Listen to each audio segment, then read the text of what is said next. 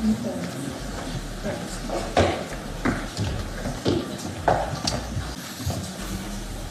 afternoon, everyone. We're going to start with the U.S. press. We're going to take 2 from the U.S., we'll take 2 from international, and then we'll go from there depending on the secretary. So let us start with... Now, hold on, John. Sir. I'm going to talk first. Roger that. It is great to be here at NATO with 31 allies, also with my wife, Jenny, who's been meeting with families of U.S. troops, both here in Germany, and we're heading to Poland right after this as well. That's what this is all about for me, for President Trump, and the Defense Department. I also want to express a special thanks to the Secretary General Ruta, for your boldness, for your friendship, for your leadership, and most especially for your urgency of the matter at hand, which is great to see from the leader of NATO. Look forward to working very closely with him and his team.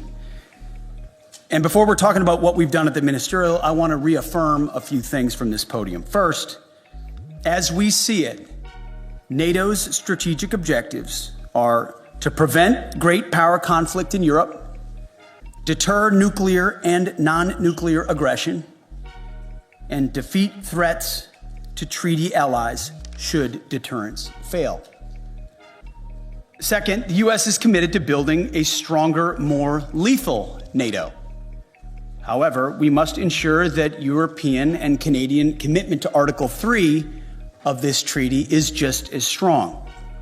Article 3 says that allies, and I quote, by means of continuous and effective self-help and mutual aid, will maintain and develop their individual and collective capacity to resist armed attack.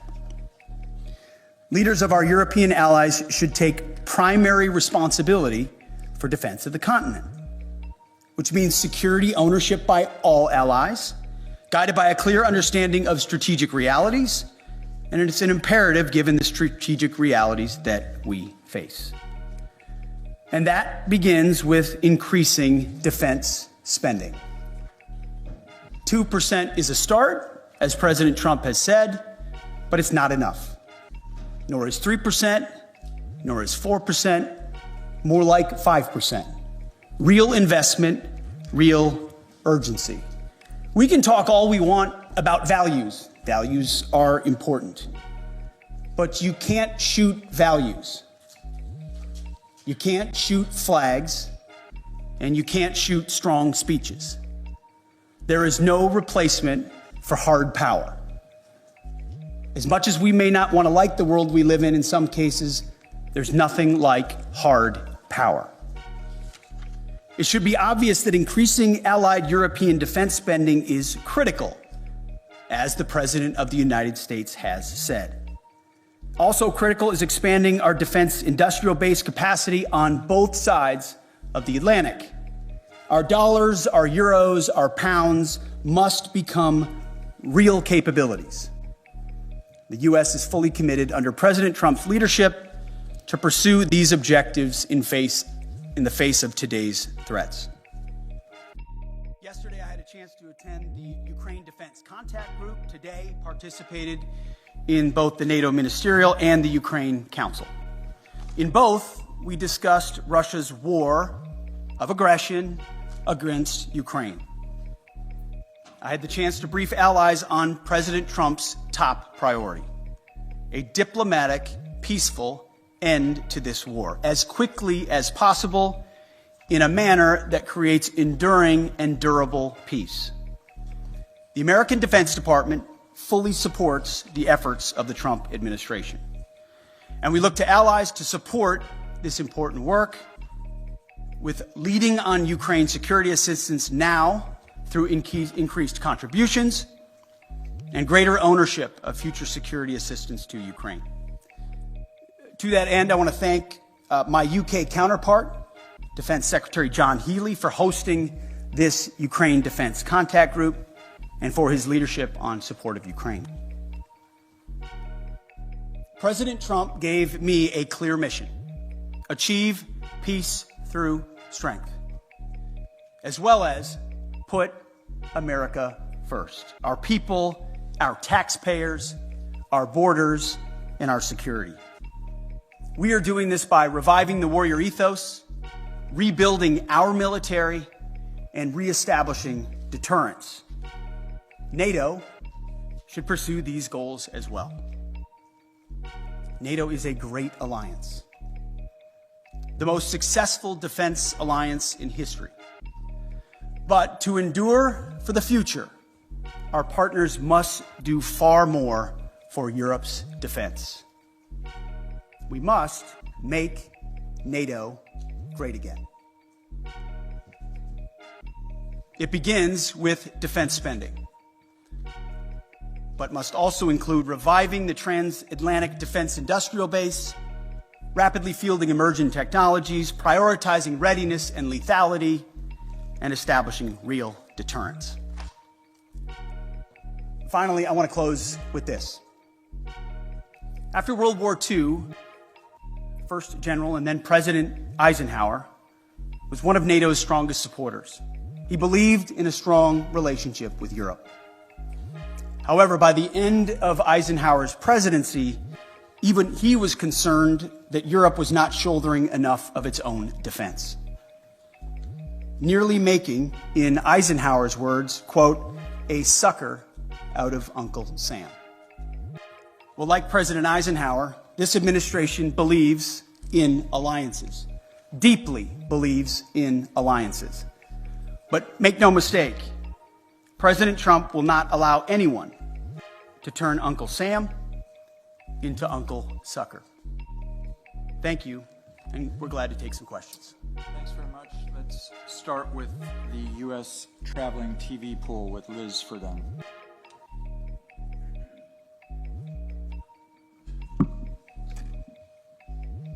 Thank you, Secretary Hegseth. You have focused on what Ukraine is giving up. What concessions will Putin be asked to make? I would start by saying the arguments that have been made that somehow coming to the table right now is making concessions to Vladimir Putin outright that we otherwise, or that the President of the United States shouldn't otherwise make. I just reject that at its face. There's a reason why negotiations are happening right now, just a few weeks after President Trump was sworn in as President of the United States. Vladimir Putin responds to strength. In 2014, he invaded Crimea, not during the presidency of Donald Trump. Over 4 years, there was no Russian aggression from 2016 to 2020. In 2022, Vladimir Putin took aggression on Ukraine. Once again, not while President Trump was President of the United States. So any suggestion that President Trump is doing anything other than negotiating from a position of strength is on its face ahistorical and false. So when you look at what he may have to give or take, what's in or what's out in those negotiations, we have the perfect deal maker at the table from a position of strength to deal with both Vladimir Putin and Zelensky. No one's going to get everything that they want, understanding who committed the aggression in the first place. But I challenge anyone else to think of a world leader at this moment who, with credibility and strength, could bring those two leaders to the table and forge a durable peace that ultimately serves the interests of Ukraine, stops the killing and the death, which Trump has been clear he wants to do, and hopefully ultimately is guaranteed by strength of Europeans who are there prepared to back it up.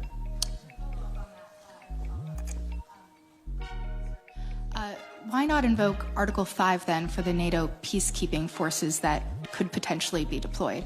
How does that deter President Putin? Well, I would say, I want to be clear about something as it pertains to NATO membership not being realistic outcome for negotiations. That's something that was stated as part of my remarks here, as part of a coordination with how we're executing these ongoing negotiations, which are led by President Trump. All of that said, these negotiations are led by President Trump. Everything is on the table in his conversations with Vladimir Putin and Zelensky. What he decides to allow or not allow is at the purview of the leader of the free world, of President Trump. So I'm not going to stand at this podium and declare what President Trump will do or won't do, what will be in or what will be out, what concessions will be made or what concessions are not made. I can look, as our team has, of what's realistic, likely on an outcome. I think realism is an important part of the conversation that hasn't existed enough inside conversations amongst friends. But simply pointing out realism, like the borders won't be rolled back to what everybody would like them to be in 2014, is not a concession to Vladimir Putin. It's a recognition of the hard power realities on the ground after a lot of investment and sacrifice, first by the Ukrainians and then by allies, and then a realization that a negotiated peace is going to be some sort of demarcation that neither side wants. But it's not my job as the Secretary of Defense to define the parameters of the President of the United States as he leads some of the most complex and consequential negotiations in the world. Sticking with the U.S. press, let us go with Axios' Zach Basu, right in the far right. Thank you, Mr. Secretary. Given the position you've now staked out, what leverage exactly is Ukraine being left with, especially if the U.S. also plans to wind down its military aid? And then quickly, if a NATO ally is attacked by Russia or any country, will the U.S. unequivocally uphold its obligations under Article 5, regardless of that country's... Well, we've said we're committed to the alliance, and that's part of the alliance, right? You point out Article 5, you point out Article 3. It's just a cheap, I'm not saying it's cheap coming from you, but it's just a cheap political point to say, oh, we've left all the negotiating cards off the table by recognizing some realities that exist on the ground. President Zelensky understands the realities on the ground, President Putin understands the realities on the ground, and President Trump, as a deal maker, as a negotiator, understands those dynamics as well. By no means is anything that I state here, even though we lead the most powerful military in the world, hemming in the commander-in-chief in his negotiations to ultimately decide where it goes or does not go. Oh, he's got all the cards he would like. And the interesting part is, oftentimes, while the conventional status quo mindset or the legacy media wants to play checkers, the same checkers game we've been playing for decades, President Trump, time and time again, finds a way to play chess. As a deal maker, as a businessman who understands how to create realities and opportunities where they otherwise may not exist. Take, for example, the conversations that our Treasury Secretary had in Kiev recently with President Zelensky, which will continue in Munich with our Vice President and Secretary of State around investments and resources inside Ukraine. I don't want to get ahead of any decision or announcement that could be made there. It could be any number of parameters. But President Trump, as a deal maker and a businessman, recognizes that an investment relationship with Ukraine, ultimately in the long term for the United States, is a lot more tangible than any promises or shared values we might have, even though we have them. There is something to relationships and deals in real ways, whether militarily or economically or diplomatically, that he sees that are possibilities that could forge together a lot of opportunities to show that solidarity that Vladimir Putin will clearly recognize. That's one of any number of other opportunities that this president will leverage in these high-stakes negotiations. So I just reject on its face the premise that somehow President Trump isn't dealing with a full set of cards when he's the one that can determine ultimately what cards he holds. Great. Now shifting to the international press, we'll take the French wire service Agence France Presse with Max Delaney.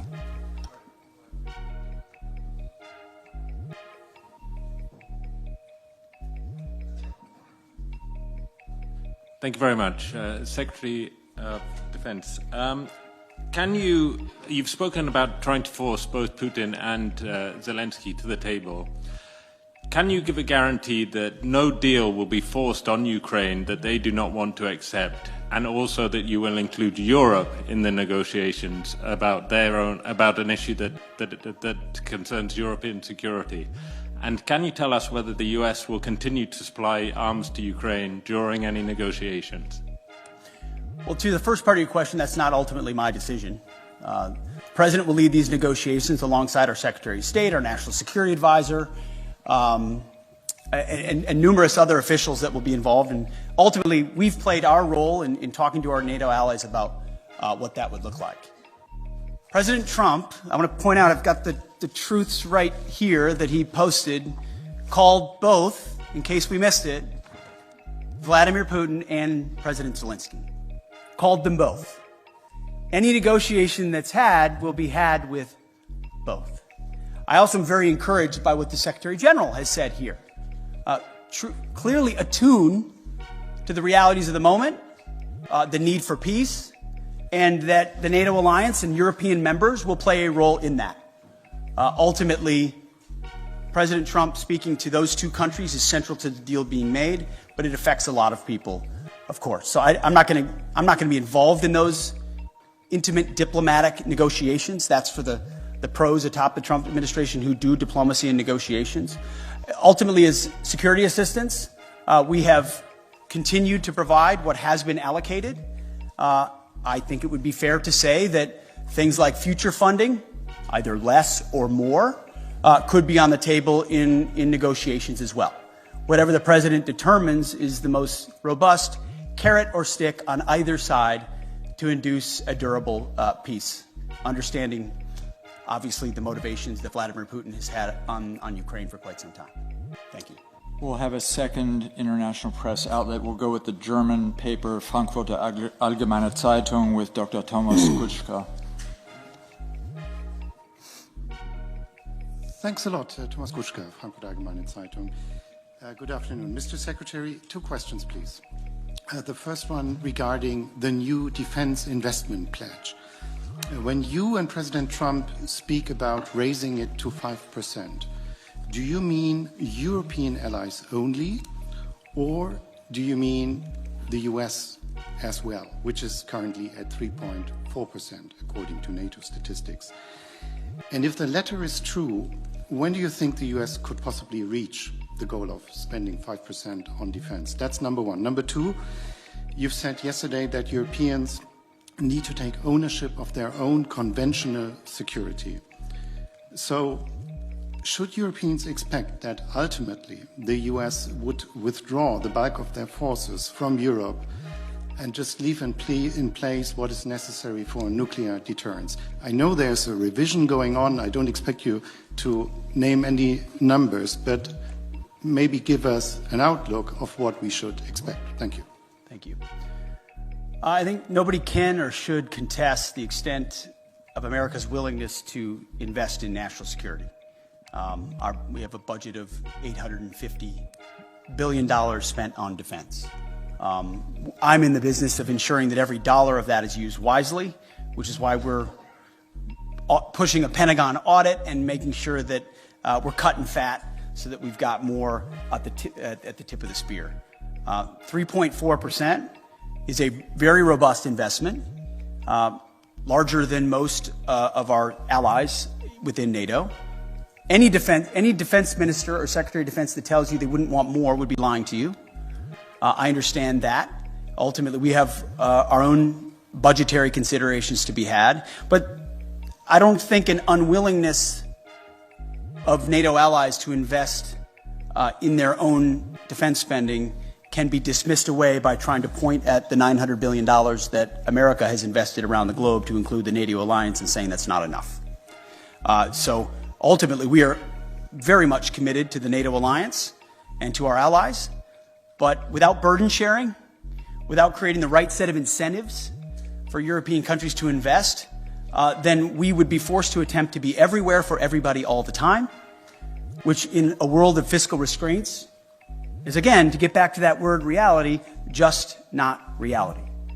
So yes, we will continue to spend robustly. Our expectation of our friends, and we say this in solidarity, is you have to spend more on your defense, for your country, on that continent, understanding that the American military and the American people stand beside you as we have in NATO, but can't have the expectation of being the permanent guarantor, as I alluded to, from what even Eisenhower observed post-World War II. That shift has to happen.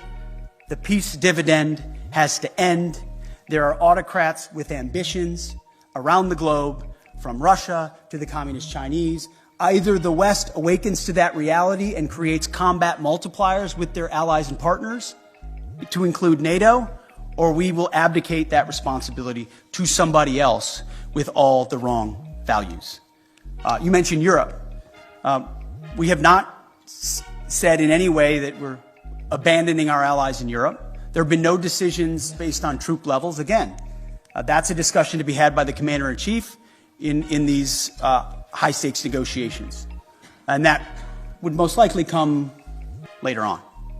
But there is a recognition that the ambitions of the communist Chinese are a threat to free people everywhere, to include America's interests in the Pacific. And it makes a lot of sense, just in a common sense way, to use our comparative advantages. European countries spending here in defense of this continent, in defense of allies here, against an aggressor on this continent with ambitions. That strikes me as the right place to invest. And I don't say that in a condescending way. I say that in a common sense, practical way. Investing in defense on the continent makes sense. We support that as well.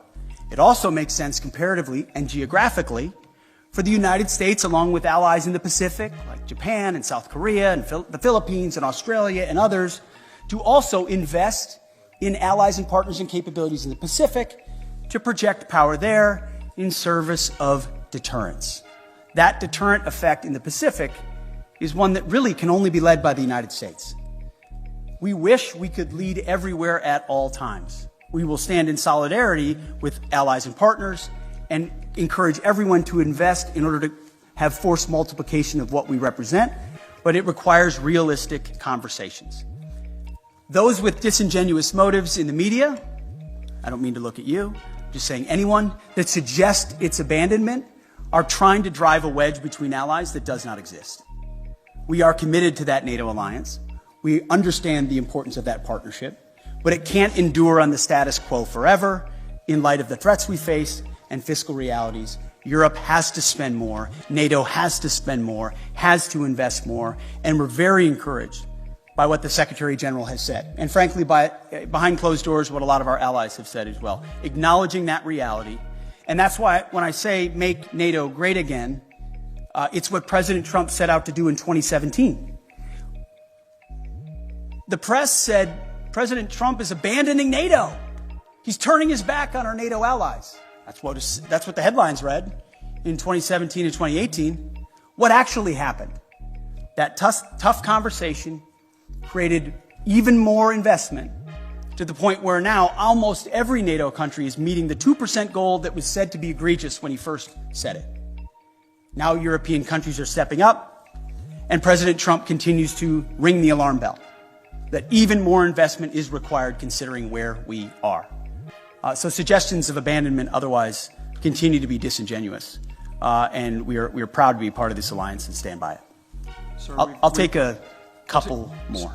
Sure. Why don't we take one from a U.S. outlet and one from an international outlet? With the U.S. outlet, pardon me, sir, what we're going to take from the U.S. is Logan Rattick from Newsmax, please. You talked about expanding the defense industrial base and also expediting foreign military sales. Can you expand on that a little bit and how important that is to NATO? Well, one of the self-evident conclusions of the war in Ukraine was the underinvestment that both the European continent and America has had, unfortunately, in the defense industrial base. The ability to produce munitions, emerging technologies, rapidly and field them, was a blind spot exposed through the aggression against Ukraine. Ukraine has responded to that, as we've had a chance to listen to a great deal. Europe is responding to that, and so is America. We have to do more to ensure, whether you call it the arsenal for democracy or defending the free world, if America can't build and export and build and provide rapid capabilities because we're too stale or static or bureaucratic or the Pentagon is bloated, then we're not able to field the systems we need in the future. So deep and dramatic reforms are coming at the Defense Department with the leadership of President Trump to ensure that we're investing robustly in our defense industrial base. A great example is shipbuilding. We need to vastly increase our ability to build ships and submarines, not just for ourselves, but to honor obligations to our allies as well. And we will do that. Foreign military sales is another thing I mentioned this morning with the Secretary General. We have, for a long time, been the country by, with, and through that our allies are able to supply major platforms and weapon systems like the F-35 and the Patriots and others. Whatever the system is, we need to reform that process so it's quicker.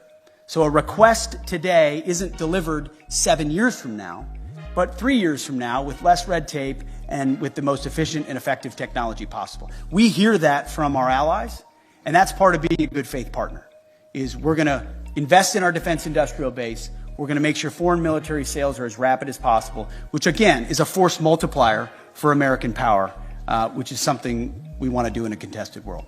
For our final question, we'll go to an international outlet, the Japanese service NHK, with Tsuchiyo Sugita, please. Sachio from NHK, the Japanese TV station. Thank you very much. I would like to ask about China. As you mentioned that U.S. will be prioritizing in deterring China. What role will you be expecting like Japan and IP4 countries to play in this context? Sure. I mean, first of all, I would point out that President Trump has expressed a strong relationship with Xi Jinping. We don't have an inevitable desire to clash with China. There's a recognition that there are divergent interests which lead to a need for strength on the American side to ensure our interests are advanced, and that ultimately any aggression is deterred. That's a real thing, but we don't feel like conflict is inevitable and certainly don't seek conflict with China, and that's why President Trump has that good relationship with Xi Jinping. But it was prudent for us to work with allies and partners in the Pacific to ensure that that deterrence, hard power deterrence, not just reputational, but reality, exists. And that's why a lot of my first phone calls as Secretary of Defense were to Pacific allies, to Australia, to Japan, to South Korea, to the Philippines, and others, and will continue, because that, just as this alliance in Europe is critical, working by, with, and through allies and partners in that region who understand the reality of the ascendant Chinese threat will be critical. It can't be America alone. It won't be America alone if we are to deter that. So it is a focus. I've articulated that from day one.